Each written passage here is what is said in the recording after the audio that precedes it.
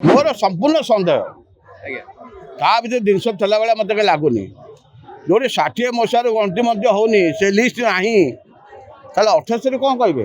ଏଇ କଥା ମୁଁ ବାରମ୍ବାର ତାଙ୍କୁ କହୁଛି, ଭେରି ମେବିଲ୍ ମିଟିଂରେ କହୁଛି ଯେ ଆପଣ ପିଓରିଟି କରିଦିଅନ୍ତୁ କେତେ ସୁନା ଅଛି କେତେ ରୂପା ଅଛି, ତାହା ବି ଆଜି ମଧ୍ୟ ହେଉନି, ସେ ବି ସନ୍ଦେହ ରହିଲା। ଏମାନେ ନୀତିକାନ୍ତି କଲେନି, କିଛି କଲେ, ଏମାନେ ତ ମଉଜ ମସ୍ତିରେ ରହିଲେ, ଟଙ୍କା ପଇସାକୁ ଲୁଟିକି ନେଇକିରି ଖାଇଗଲେ ସବୁ, ଆଉ କ'ଣ କିଛି ରଖିଲେନି। ମୁଁ ତା ଭିତରକୁ କେବେ ଯାଇନି, ଭିତରୁ କାହିଁ ଯିବି, ମୋର କାମ କ'ଣ ତା ଭିତରେ? ନାଇଁ, ତା ଭିତରେ କମି ସମ୍ପୂର୍ଣ୍ଣ କମି ଅଛି ବୋଲି ମୁଁ ଭାବୁଛି। ମୋର ସମ୍ପୂର୍ଣ୍ଣ ସନ୍ଦେହ ତା ଭିତରେ ଜିନିଷ ଥିଲାବେଳେ ମୋତେ କାହିଁ ଲାଗୁନି ଯେଉଁଠି 60 ମସିହାରୁ ଗଣତି ମଧ୍ୟ ହେଉନି ସେ ଲିଷ୍ଟ ନାହିଁ ତାହେଲେ 28ରେ କ'ଣ କହିବେ? 28ରେ ଖାଲି ଚଳନ୍ତି ଜିନିଷଟା ଗଣି ଦେବେ, ତା ଭିତରେ କିଛି ନାହିଁ। ସେ ନଦେବ ରଜାଙ୍କ ପାଖରୁ ଯେତେବେଳେ ଗଲା ଶ୍ରୀମନ୍ଦିର ସରକାର କାର୍ଯ୍ୟକୁ ମନ୍ଦିର ନୀତିକାନ୍ତି କରିପାରିଲେନି, ସେଇଠି ସନ୍ଦେହ ରହିଲା ଯେ ଏମାନେ ଯେଉଁ ଅନ୍ଧାର ବିଜୟ କଲେ ସବୁ ଜିନିଷ ଗାୟବ କରିଦେଲେ। ନିଶ୍ଚିନ୍ତ ଅବହେଳା ସେତେବେଳେ ଅବହେଳା ଚିନ୍ତାରେ ବାହାରେ ଅବହେଳା। ସନ୍ଧ୍ୟା 7ଟା ବେଳକୁ ଧୂପ ସରିବ, ଯଦି ସେବାୟତ ମାନେ ଯିବେ କହିବାକୁ ମାରିକି ରଜା କିନ୍ତୁ ଗୋଳ ପିଟିକି ତାକୁ ଗୋଡ଼ ଭାଙ୍ଗିଦେଲା ଭଳିଆ ଚାଲିବେ, କୁକୁର ଖୋଲିଦେବେ। ଇଏ ଥିଲା ରଜାଙ୍କ ଶାସନ, ଯେଉଁଠି ସମସ୍ତ ସେବାୟତ ଏକଜୁଟ ହେଇକି ସରକାର ପାଖକୁ ଗଲେ। ସରକାର ପାଖକୁ ଯିବା ଦ୍ୱାରା ଆଜି ସରକାର ବର୍ତ୍ତମାନକୁ ସେବାୟତଙ୍କ କଥା ଶୁଣିଲେ। ମହାପ୍ରଭୁଙ୍କ ନୀତିକାନ୍ତି ଚାଲିଛି, ଯେଉଁଟାକି 11ଟା ବେଳକୁ ମହାପ୍ରଭୁଙ୍କ ଧୂପ ସରୁଛି, ସିଏ ହେଉଛି ବଡ଼ କଥା। ଏମାନେ ନୀତିକାନ୍ତି କଲେନି, କିଛି କଲେ, ଏମାନେ ତ ମଉଜ ମସ୍ତିରେ ରହିଲେ, ଟଙ୍କା ପଇସାକୁ ଲୁଟିକି ନେଇକିରି ଖାଇଗଲେ ସବୁ, ଆଉ କ'ଣ କିଛି ରଖିଲେନି। ପ୍ରତ୍ୟେକ ଦିନ ମଧ୍ୟ ଜଗନ୍ନାଥଙ୍କର ଯେଉଁ ହୁଣ୍ଡି ଦାନ ଆସୁଛି, ପ୍ରତିଦିନ ହୁଣ୍ଡି ଯେଉଁ ଆସୁଛି ସେ ରହୁଛି, ପ୍ରତିଦିନ ଯେଉଁ ସୁନା ରୂପା ବାହାରୁଛି ସେ ବି ସନ୍ଦେହ ମନେ ରଖନ୍ତୁ। ପ୍ରତିଦିନ ଯେଉଁ ସୁନା ରୂପା ଅଛି ତାକୁ ପିଓରିଟି ଆଜି ପର୍ଯ୍ୟନ୍ତ କଲେନି। ଏଇ କଥା ମୁଁ ବାରମ୍ବାର ତାଙ୍କୁ କହୁଛି, ଭେରି ମେବିଲ୍ ମିଟିଂରେ କହୁଛି ଯେ ଆପଣ ପିଓରିଟି କରିଦିଅନ୍ତୁ କେତେ ସୁନା ଅଛି କେତେ ରୂପା ଅଛି, ତାହା ବି ଆଜି ମଧ୍ୟ ହେଉନି, ସେ ବି ସନ୍ଦେହ ରହିଲା। ବିଭିନ୍ନ ନା ସେବାୟତ ପାଖରେ କିଛି ରହୁନି, ସବୁ ତ ମନ୍ଦିର ଭିତରେ ସେବାୟତ ପାଖରେ କ'ଣ ରହିଲା? ସେବାୟତ ପାଖରେ କ'ଣ ଅଛି? ସେବାୟତ ଆଜି ନୀତିକାନ୍ତି କରିବା ପାଇଁ ସେମାନେ ଆଗରେ ନୀତିକାନ୍ତି କରୁଛନ୍ତି। ହଁ, ଅଧଘଣ୍ଟେ 10 ମିନିଟ୍ 15 ମିନିଟ୍ ଲେଟ୍ ହେଉଛି। ଏଇ ଯୋଉ ରତ୍ନଭଣ୍ଡାର ଖୋଲାଯିବ ବର୍ତ୍ତମାନ, ଏଇନେ ଯେଉଁ ଖୋଲାଯିବ, ୟା ପୂର୍ବରୁ କ'ଣ ରତ୍ନଭଣ୍ଡାର ଖୋଲି ନଥିଲା କି?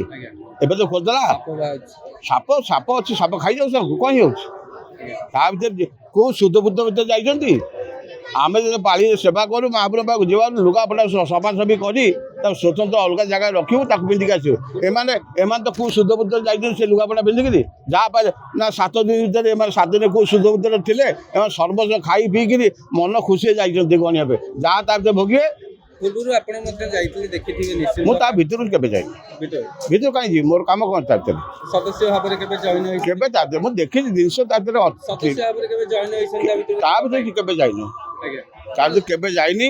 କିନ୍ତୁ ଏଇ ହେଉଛି କଥା, ତା ଭିତରେ ସନ୍ଦେହ ପବ୍ଲିକର ଯେତିକି ସନ୍ଦେହ ହେଉଛି ତାଠୁ ମୋର 100 ଗୁଣ ଆଉ ସମ୍ପଦ। ପବ୍ଲିକ ମୁଁ ଚାବି ହଜି ଯାଇଥିଲା କାହିଁକି?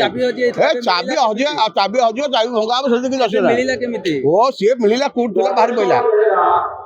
ଚାବି ଯୋଉଠି ଗଜପତି କହିଲେ ସେଇଭଳିଆରେ 4/4/18ରେ ଯେ ମୁଁ ଚାବି ଦେଇନଥିଲି, ୟା ଅର୍ଥ କ'ଣ ଭାବନ୍ତୁ? ତାହେଲେ ଚାବି ଗଲା କୁଆଡ଼େ? ସମସ୍ତେ ଦେଇନଥିଲା, ଅଛି ବୋଲି ମୁଁ କେମିତି କହିବି? ଯେତେବେଳେ ଏବେ ଖୋଲିଥିଲା, ମୋର 200% ସନ୍ଦେହ ହେଉଛି ଜିନିଷ ନଥିବ ତା ଭିତରେ।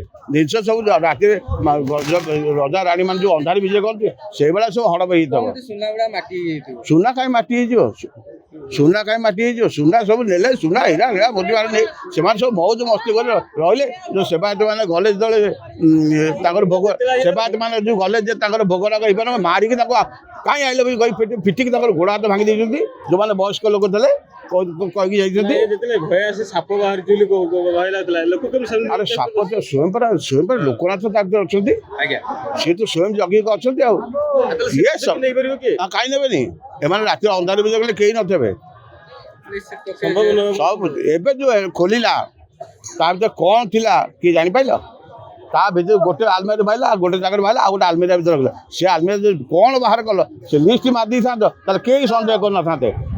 एथर सरकार भी असुविधा बढ़ी जाउछंती बिना कारण रे। क्या आप चाहते हैं ताज़ा, स्वादिष्ट और पौष्टिक मशरूम आपके घर तक पहुंचे? तो आज ही जुड़िए कल्याणी मशरूम सेंटर के साथ। यहाँ मिलता है फार्म फ्रेश मोजो मशरूम, मुलायम पनीर, ताज़ा ग्रीन मटर, स्वीट कॉर्न और बेबी कॉर्न, सब कुछ एक ही जगह बेहतरीन क्वालिटी के साथ। हम देते हैं होलसेल और रिटेल दोनों सुविधाएं। आज ही डिस्ट्रीब्यूटरशिप लेने के लिए कॉल करें 93709678 या 9040091506। कल्याणी मशरूम सेंटर, ओडिशा का भरोसेमंद नाम, मोजो मशरूम और डेयरी प्रोडक्ट्स में।